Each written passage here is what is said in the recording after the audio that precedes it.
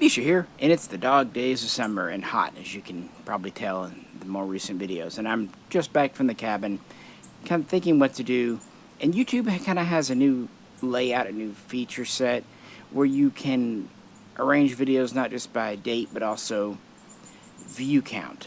And so I thought it might be kind of fun, just curious the other day, to see what has been our most viewed video in the over 15 years we've been on here, and the results kind of surprising.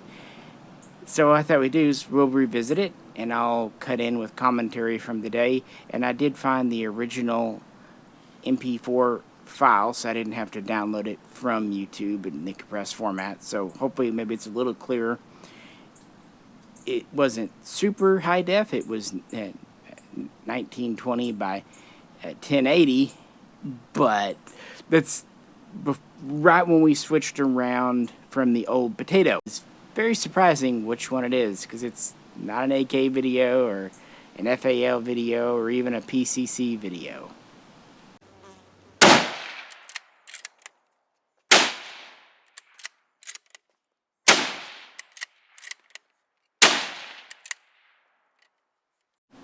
That's right, the most viewed video, and actually by quite a few views, was the Remington M24 rebuild, or M24R. Yeah, it's kind of funny that a bolt-action marksman or sniper rifle, especially considering my situation. Of course, Jay was involved at the channel at the time, and that's how we started the video. He did the editing back then in YouTube. We just started it off with the shooting clips.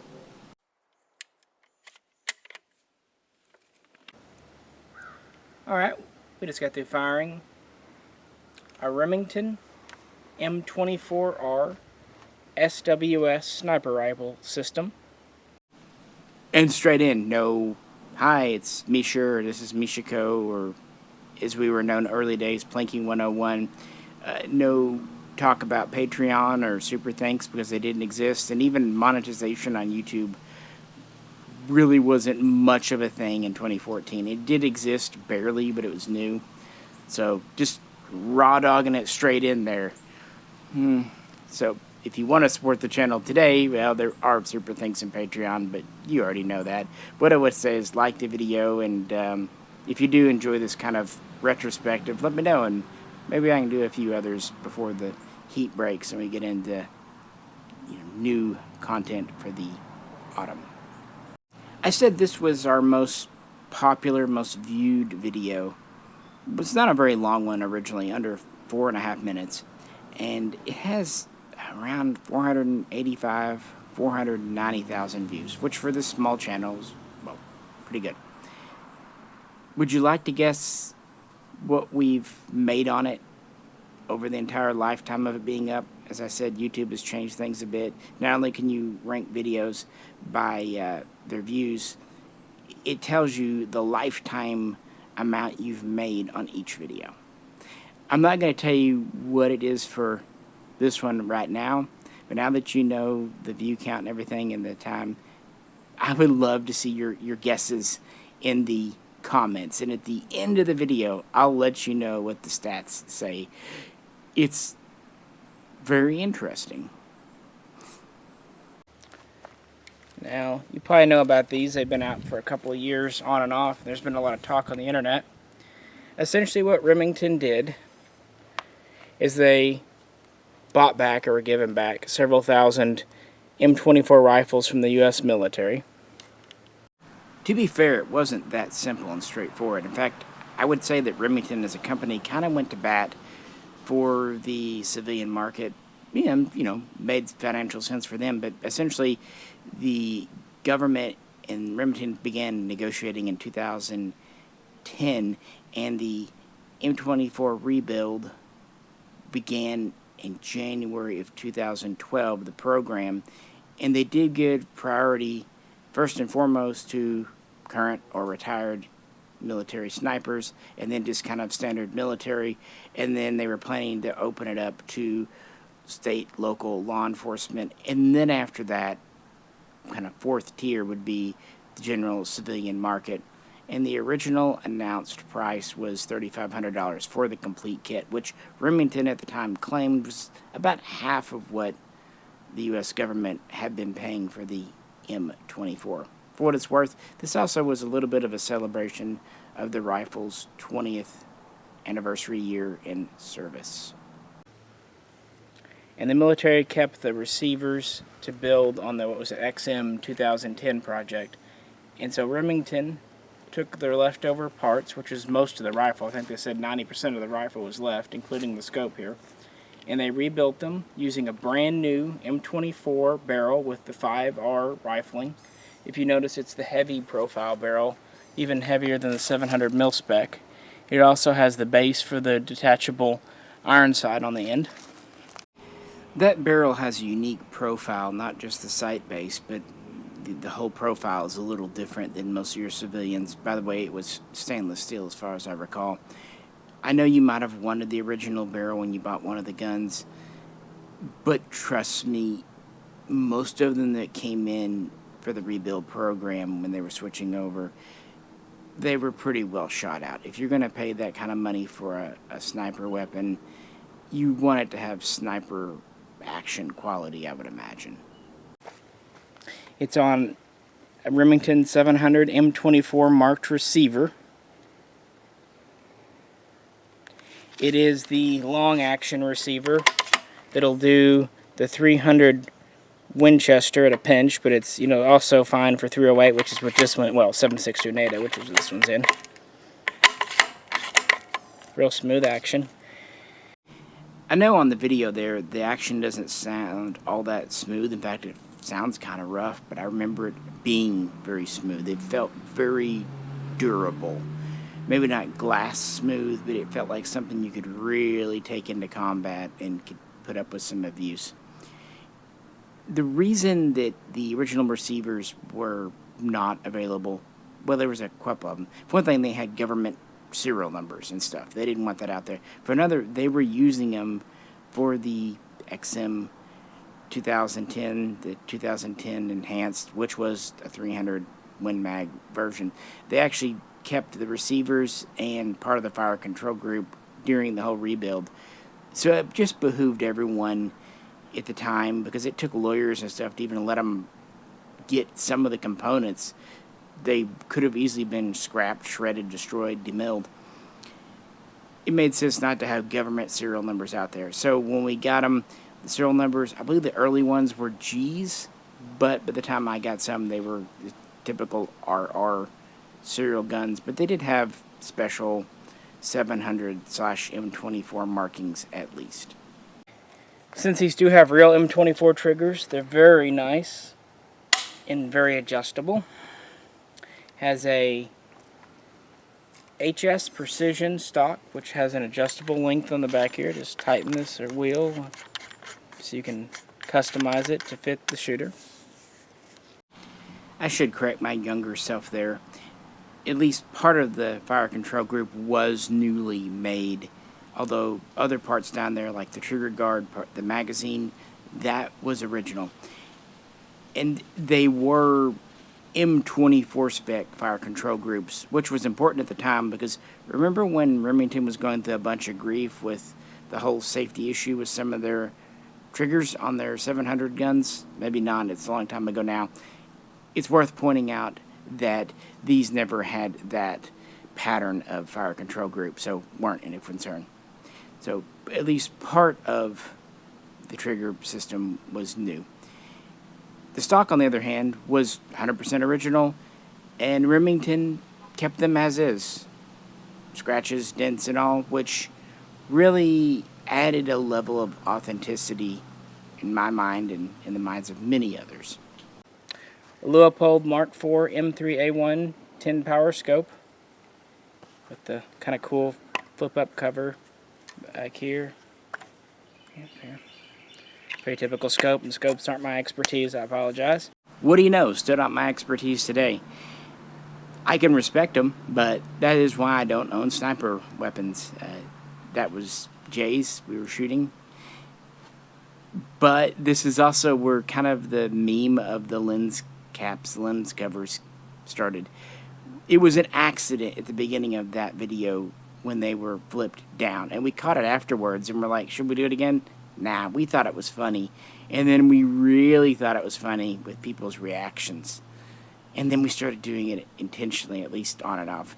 Back then, I didn't really announce that I was blind. I didn't deny it, but it was a bit of a kept secret. It wasn't, we didn't want it, and even today, I don't want it to be the main focus of the channel. So it just wasn't something that was ever talked about. It's not something that's routinely asked on GunTube. Can't imagine why. Comes with a true M24 sling, leather sling. It's the old 1907 pattern, but a little updated for the M24. The current ones are also coming with the deployment kit, and are not coming with a Harris bipod. We added this one out here because we had it spare, and they're not coming with the hard case anymore. I guess Remington just ran out, but the last 2 or 3 batches that Remington has sold didn't come with those accessories. Older ones sometimes did. Remington said that they would ship them with whatever serviceable parts they had left, and I guess they ran out of them. That seems to be exactly what happened. Remington got some guns missing parts, some guns with just completely worn out parts. They had to kind of go through and pick and choose. As I said, priority was given to military and former military law enforcement.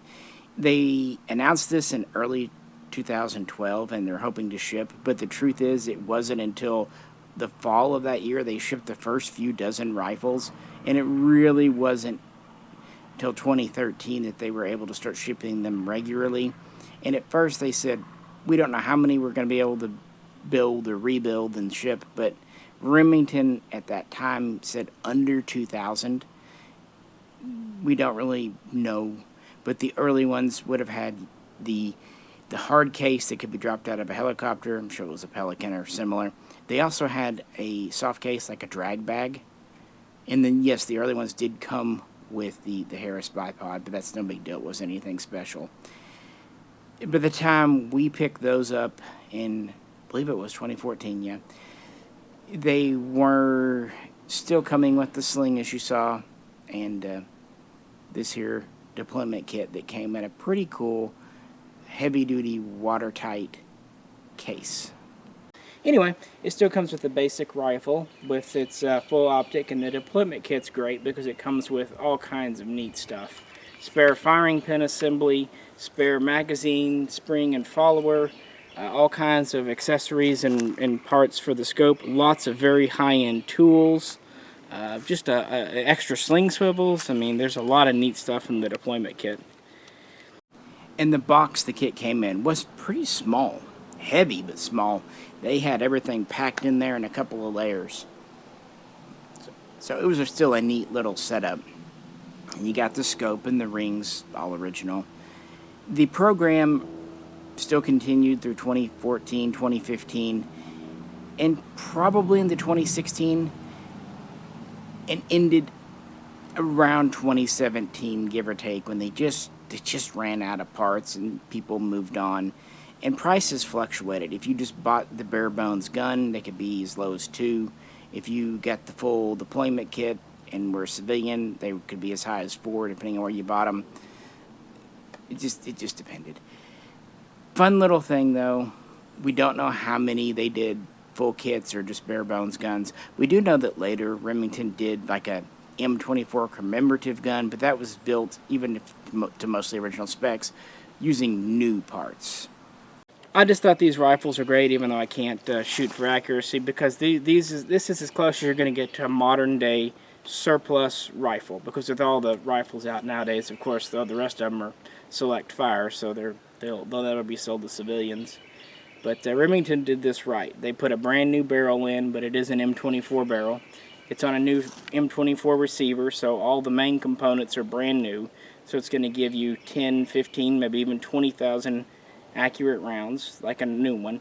But it also has a military surplus stock and scope and trigger and, trigger guard. So it has that real authentic feel.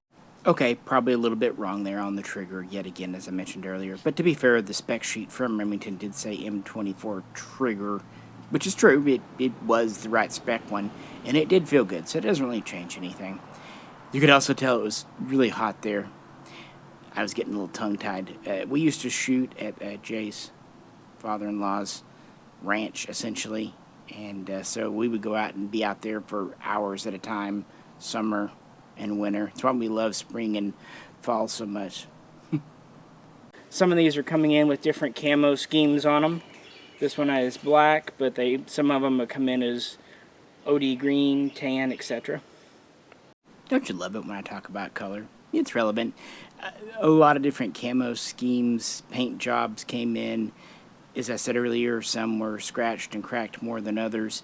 Some even had some tape and unit markings and tags on them, which really did make them feel authentic. It's a heavy rifle, but it's a lot of fun to shoot. It does have some recoil to it, but the heavy barrel does help dampen it down. That said, I could definitely see why you'd want a bipod to shoot it. I understand why many might ask why I own guns or shoot guns, given my situation. And it is a fair question, but it's more of a why not deal.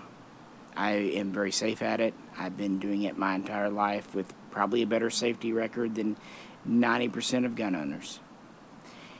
I enjoy it. I like the history. I like doing videos for you guys. And I think that's what matters. Because let's be honest, most people, the vast majority that own guns, certainly privately, it's a choice for the most part. Match shooting, 3-gun shooting, no more or less valid than what I do.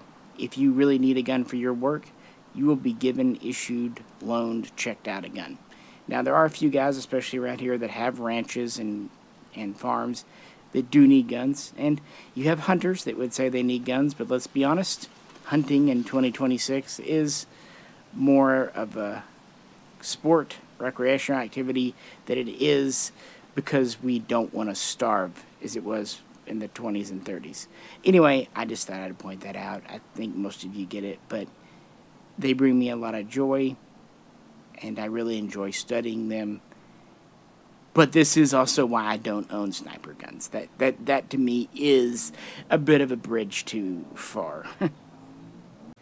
Just thought we'd do a little quick share. We just had it out today for the first time, seeing how it shot, and it did great. I'll let others with much better experience and ability to shoot it for accuracy and long range, but just I wanted to share the closest thing we're going to see to a real military surplus rifle from the U.S. these days. Thanks for tuning in. You know, saying that about real U.S. military rifle, that was absolutely true what I said back then, up until this year, but then that recent decision about the M14s and the CMP could put that to pay. I'm kind of interested.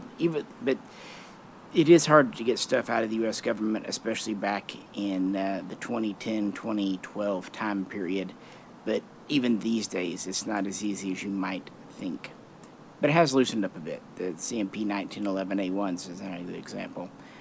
But that was back then, and it was a pretty novel thing, all things considered. I did get those in my store. I had a few of them a little while. Jay had always wanted one. That was his. And so I was happy to shoot it that one time. We didn't do a lot of shooting back then. Mainly it was hot and didn't have time to really sight it in where we were at. But it's really funny. That's the most viewed video on the channel. And as I said at the beginning of the video, how much money have we made on it? Not this year, but in the whole lifetime. Have you guessed? Do you have a speculation? Did you put it in the comments as I requested? Well, I'll tell you here and now. 45. Not 1,000. Not 100. $45. Okay, I'm lying. It's actually $45.05 right now. And I'm fine with it. That doesn't upset me. It actually made me literally laugh out loud for once. Not in it for the money. And that's fine. I just thought I'd share it with you. And you saw in the outro, we just kind of out and we go. Didn't have to do the Patreon or super thanks or like, share, subscribe. It was early days. I'm sure people were doing it. We're about the guns. But these days, everything has changed. But I just thought it'd be fun to revisit the video because I thought it was really funny. It's a bolt-action scoped rifle, which is not what even I expected. I knew it was a more or less popular video back in the day, but boy howdy do the lens caps things really get some people's goats going. It's fun to sometimes tweak people's noses, though. Anyway, if you appreciate it, let me know. And if this video does decent, I might do this a couple more interesting, popular videos from 10, 12 years ago. This is Misha. Catch you very soon next time.